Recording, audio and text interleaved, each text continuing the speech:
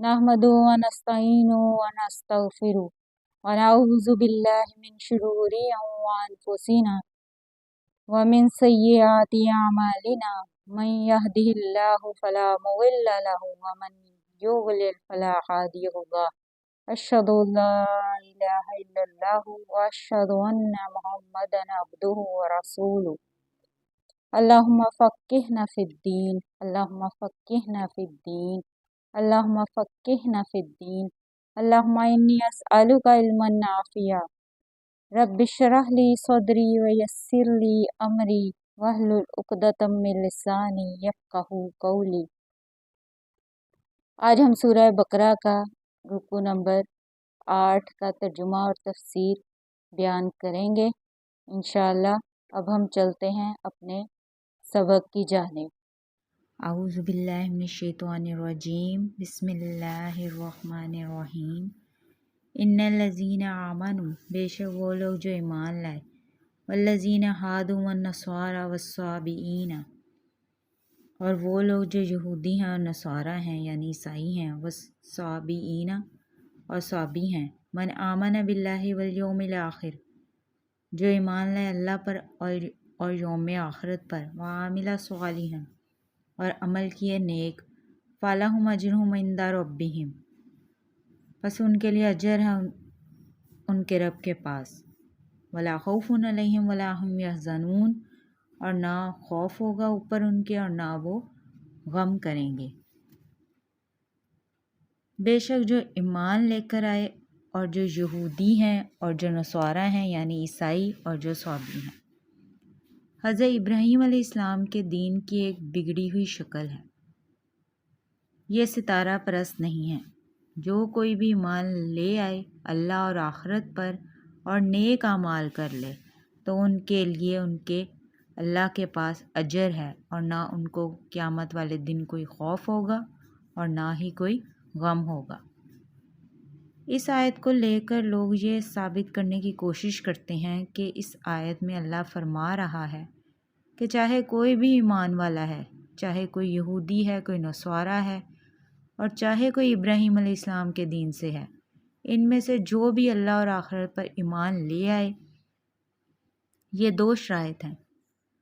वो कहते हैं कि अगर पैगंबरों पर ईमान ज़रूरी होता तो यहाँ पर ज़िक्र होता, तो ये इसी आयत को पढ़ कर ही आगे बहस करने लग जाते हैं।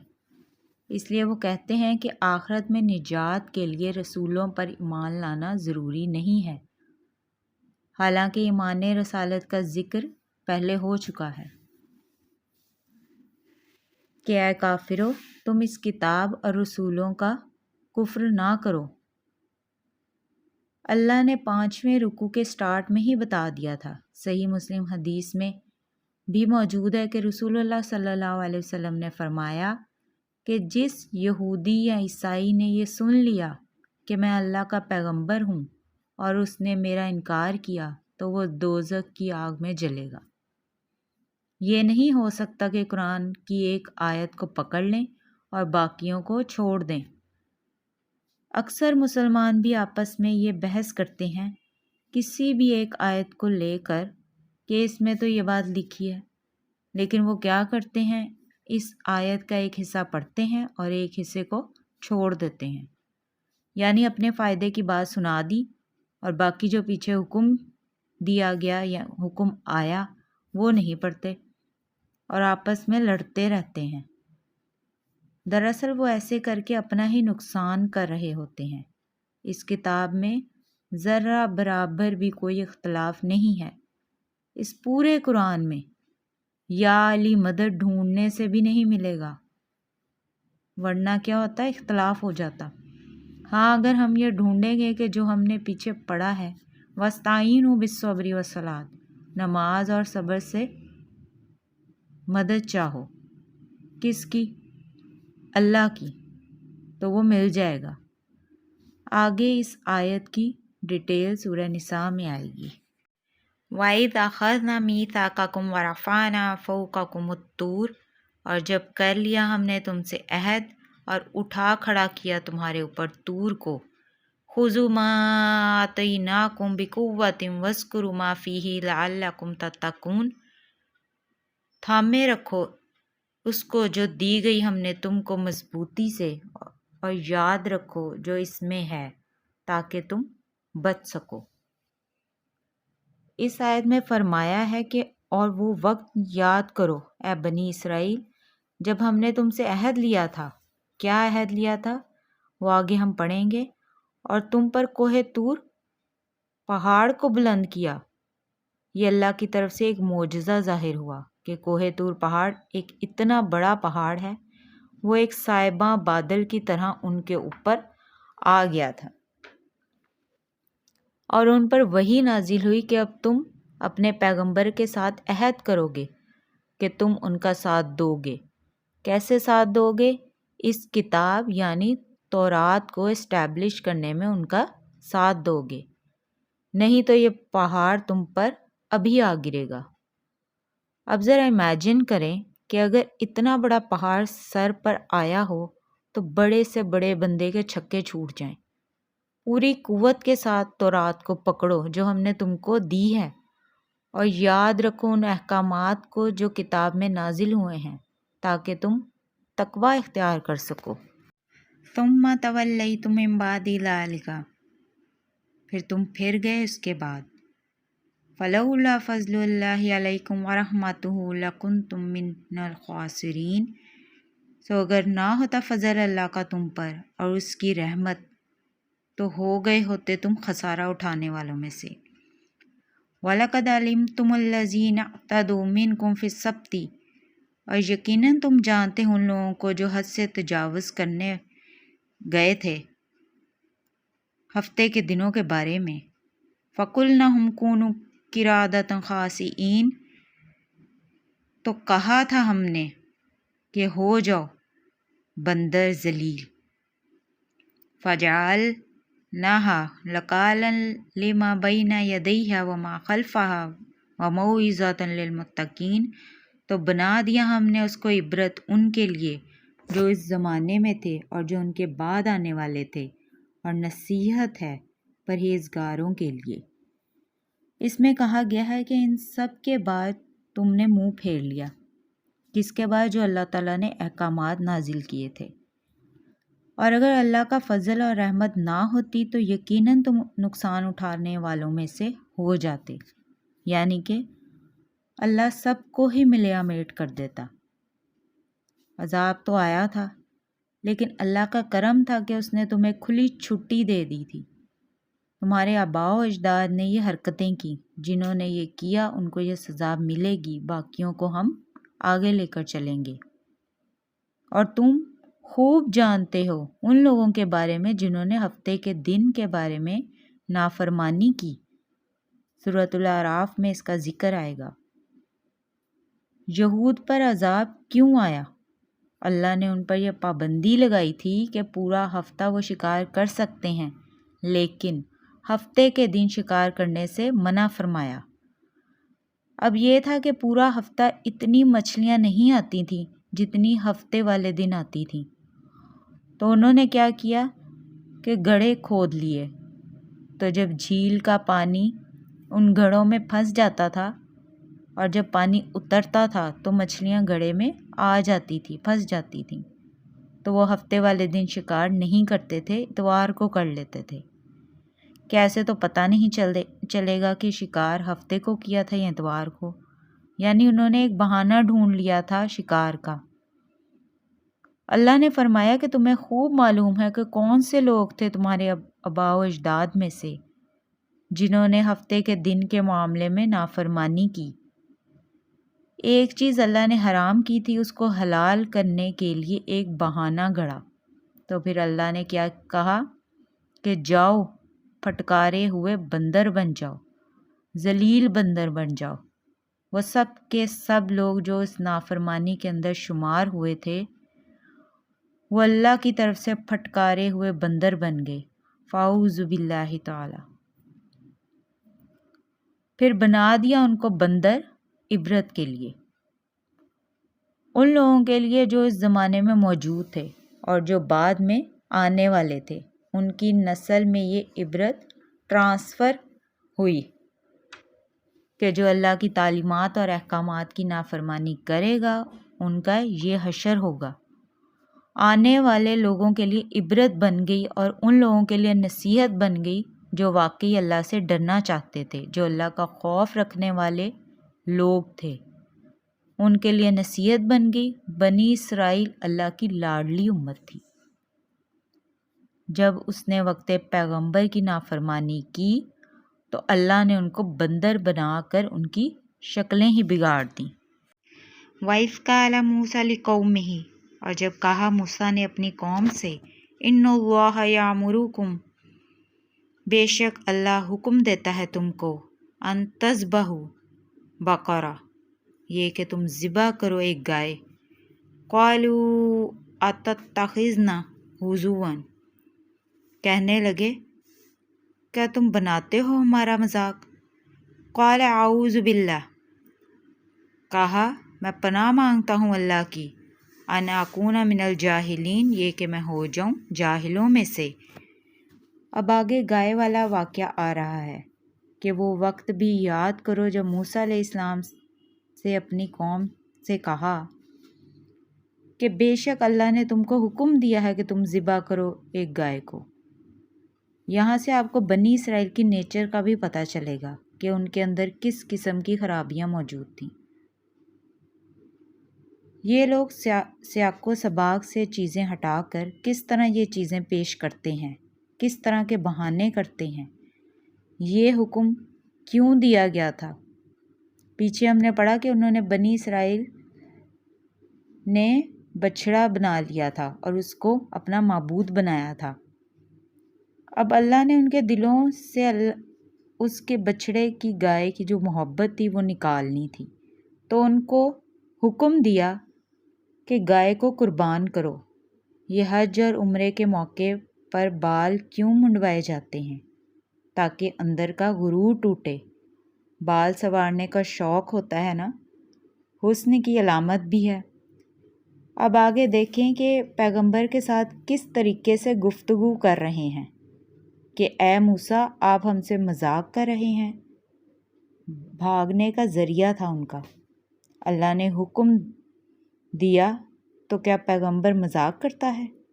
تو موسیٰ علیہ السلام نے کہا کہ میں اللہ کی پناہ میں آتا ہوں ایسی جاہل قوم سے۔ قالوا ادع لنا ربک، کہا انہوں نے دعا کر ہمارے لیے اپنے رب سے، یبین لنا، وہ بیان کرے ہمارے لیے، ماہیہ، کیسی ہو وہ۔ قال انہ یقول انہا بقرۃ، کہا بے شک وہ کہتا ہے کہ وہ گائے، لا فارض ولا بکر، نہ بوڑھی ہو اور نہ ہی چھوٹی عمر کی، اوان بین ذالک، جوان ہو درمیان اس کے، فافعلوا ما تؤمرون، پس وہ کرو جو تمہیں حکم دیا جاتا ہے۔ قالوا ادع لنا ربک یبین لنا ما لونہا، کہا انہوں نے کہ دعا کر ہمارے لیے اپنے رب سے کہ بتائے وہ ہمیں کہ کیسا ہو اس کا رنگ۔ قال انہ یقول انہا بقرۃ صفراء،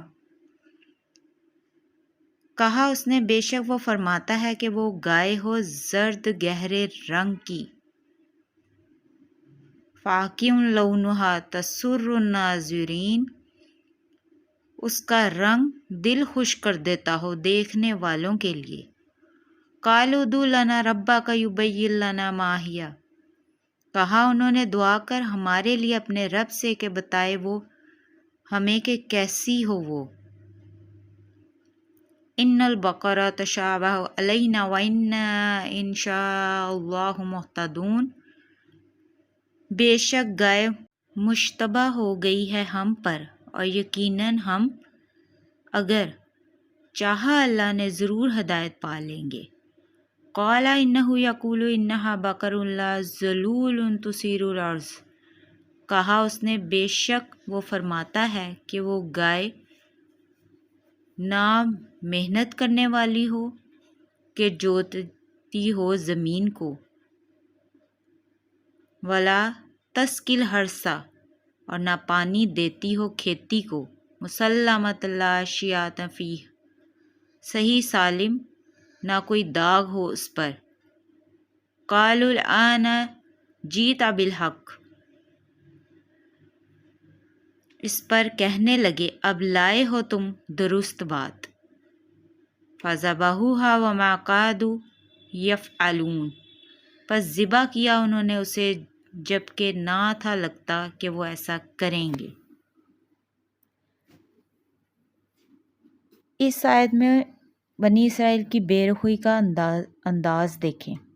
پیغمبر سے کہہ رہے ہیں کہ جو تم اپنے رب سے مانگو، دعا کرو، وہ ہمیں اچھی طرح واضح کرے کہ گائے کیسی ہو۔ ایک عمیل نامی دولت مند شخص تھا جس کا کوئی والی وارث نہ تھا۔ اس کے بھتیجے اس طاق میں تھے کہ اسے قتل کر کے ساتھ دولت پر قبضہ کر لیں گے۔ ایک دن موقع پا کر انہوں نے اسے قتل کر دیا اور قریبی بستی کے باہر لاش ڈال کر رونے دھونے لگ گئے، اس نیت سے کہ خون بہا کی مد میں ملنے والی رقم بھی حاصل کر لیں گے۔ بستی والے بہت پریشان ہوئے اور اپنا مسئلہ وقت کے نبی حضرت موسیٰ علیہ السلام کے پاس لے گئے۔ انہوں نے اللہ کے حکم سے فرمایا کہ ایک گائے ذبح کر کے اس کا ایک حصہ اس پر مارو، حق واضح ہو جائے گا۔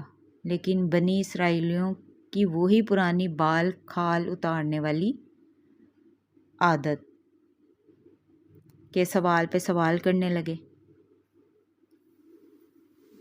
انہوں نے کہا دعا کر اپنے رب سے وہ بیان کرے ہمارے لیے کہ وہ کیسی ہو۔ حضرت موسیٰ علیہ السلام نے فرمایا کہ اللہ تعالیٰ کا فرمان ہے کہ نہ بوڑھی ہو، نہ چھوٹی عمر کی ہو، درمیانی عمر کی ہو، جو تمہیں حکم دیا گیا ہے کر گزرو۔ اس پر کہنے لگے یبین لنا ما لونہا، اللہ سے پوچھو کہ وہ بیان کرے کہ اس کا رنگ کیسا ہو۔ حضرت موسیٰ علیہ السلام نے فرمایا اللہ فرماتا ہے کہ وہ زرد رنگ کی ہو، لیکن وہ رنگ آنکھوں کو بھلا معلوم ہو۔ پھر نیا سوال کیا گیا کہ ہمیں شبہ ہو رہا ہے کہ ذرا تفصیل سے بیان کریں کہ وہ گائے کیسی ہو۔ حضرت موسیٰ علیہ السلام نے فرمایا اللہ تعالیٰ کے فرمان کے مطابق وہ گائے ایسی ہو جس سے محنت کا کام نہ لیا گیا ہو، نہ کھیتی میں ہل چلا کر، نہ پانی پلا کر، صحیح سالم ہو، اس میں کوئی نقص نہ ہو۔ الغرض کہ حضرت موسیٰ علیہ السلام نے ان کے تمام سوالوں کے جواب دے دیے۔ بنی اسرائیل اب خود اپنے اوپر پابندیاں عائد کر کے مجبور ہو گئے، جب ڈھونڈنے لگے تو ایسی گائے ملنی مشکل ہو گئی۔ بعض مفسرین فرماتے ہیں کہ اس کی تلاش میں کافی وقت گزر گیا اور اس میں بھی خدا کی کوئی مصلحت تھی۔ روایات کے مطابق ایک غریب لڑکا تھا، والدین کا فرما بردار تھا، اس کے پاس یہ گائے تھی۔ اس متعلق دو روایتیں ملتی ہیں۔ ایک یہ کہ ایک دفعہ اس کا باپ سویا ہوا تھا، اتنے میں باہر سے کوئی تاجر آیا، ہیرا خریدنا چاہتا تھا۔ اس نے بچے کو 80,000 تک میں ہیرا فروخت کرنے کی پیشکش کی، لیکن لڑکے نے جواب دیا کہ نہ تو میں باپ کی اجازت کے بغیر سودا کروں گا اور نہ ہی انہیں بے آرام کروں گا۔ مفسرین اکرام فرماتے ہیں اس لڑکے کی نیکی کی بدولت اللہ نے اسے برکت سے نوازا۔ بعض دوسری روایتوں میں آتا ہے کہ اللہ تعالیٰ نے انسانی شکل میں اس بچے کے پاس فرشتہ بھیجا، اس نے قیمت دریافت کی اور پھر 2 دینار کی پیشکش بھی کر دی۔ لڑکے نے کہا کہ میں اپنی والدہ سے پوچھے بغیر قیمت طے نہیں کروں گا۔ جب والدہ سے پوچھا تو وہ اتنی قیمت پر راضی نہ ہوئی۔ فرشتہ قیمت بڑھاتا رہا اور لڑکا بار بار والدہ سے مشورہ کرتا رہا، مگر والدہ کسی قیمت پر بھی بچڑا بیچنے پر راضی نہ ہوئی۔ لہٰذا بچے نے گاہک کو جواب دے دیا۔ اب فرشتے نے کہا کہ تم بڑے سعادت مند بیٹے ہو، تو سنو اس بچڑے کو خریدنے تمہارے پاس لوگ آئیں گے، تم اسے تھوڑی قیمت پر فروخت نہ کرنا۔ ادھر بنی اسرائیل پھرتے پھراتے اس لڑکے تک پہنچ گئے، اور ایک روایت کے مطابق لڑکے نے اس بچڑے کے ہم وزن سونا لے کر اسے فروخت کیا۔ بہرحال گائے کا ایک ٹکڑا مردے کو لگانے سے معجزانہ طور پر مردہ اٹھ کر بیٹھ گیا، اور اس نے صاف بتا دیا کہ اس کے قاتل اس کے بھتیجے ہیں۔ اس سے ہمیں جو سبق ملتا ہے وہ یہ ہے کہ جو مالک الملک اپنے حکم سے ایک مردے کو زندہ کر سکتا ہے، وہ قیامت کے دن تمام مردوں کو قبروں سے زندہ نکالنے پر بھی قادر ہے۔ اور اس سے ہمیں یہ بھی سبق ملتا ہے کہ سوالوں کی کثرت سے بچنا چاہیے۔ اگر حکم ملتے ہی یہ کوئی سی گائے بھی ذبح کر دیتے تو کام بن جاتا، لیکن یہ سوال کرتے گئے اور پابندیاں لگواتے گئے۔ ایک حدیث میں آتا ہے ابو ہریرہ کی، اگر بنی اسرائیل انشاءاللہ نہ کہتے تو قیامت تک وہ گائے نہ پاتے۔ تو اس آیت سے ہمیں یہ بھی پتہ چلتا ہے کہ انشاءاللہ کہنے کا بہت بڑا فائدہ ہے۔ وآخر دعوانا ان الحمدللہ رب العالمین۔ اگر مجھ سے اس سبق کے دوران کوئی بھول چوک ہو گئی ہو تو اسے معاف کر دیجیے گا۔ فی امان اللہ۔ سبحانک اللہم و بحمدک، اشہد ان لا الہ الا انت، استغفرک و اتوب الیک۔ السلام علیکم ورحمۃ اللہ وبرکاتہ۔